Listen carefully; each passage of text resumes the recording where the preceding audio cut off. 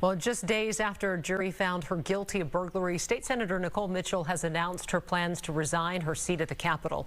The senator said today that she will officially step down within the next 2 weeks. So we want to bring in Fox 9's Paul Bloom. Paul, you covered the state senator's trial, so why the 2 weeks notice?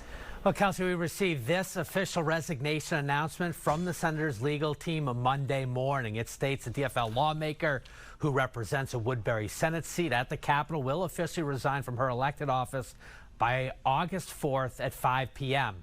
We had been told she had promised her colleagues that if a jury found her guilty, she would step aside. And that is exactly what has happened here.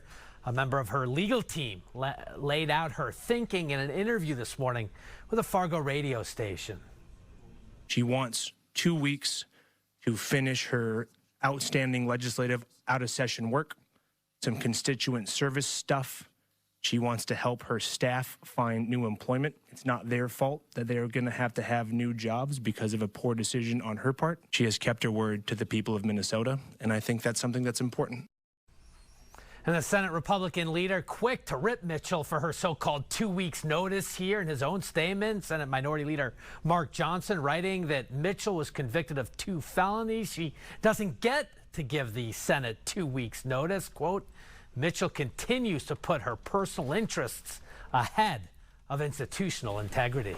And Paul, so that's the political fallout in all of this, but what could the result be in the justice system? Could she be looking at time behind bars? Well, Kelsey, the Becker County jury convicted Mitchell on a pair of related burglary charges for breaking into her stepmother's home April of last year. Now, you may remember Mitchell was caught red-handed, in essence, on this police body camera footage in the basement of the Detroit Lakes house after driving more than 200 miles in the early morning hours. Mitchell testified.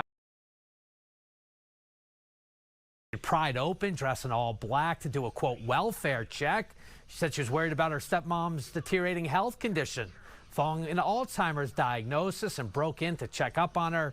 But last week's trial laid bare a crumbling family dynamic following the sudden death of the senator's father about a year before, including frustrations with finances from his estate, as well as the distribution of his personal belongings. Kelsey, as for sentencing, we don't have a date set yet, but this top count, first-degree burglary, comes with a 6-month mandatory minimum.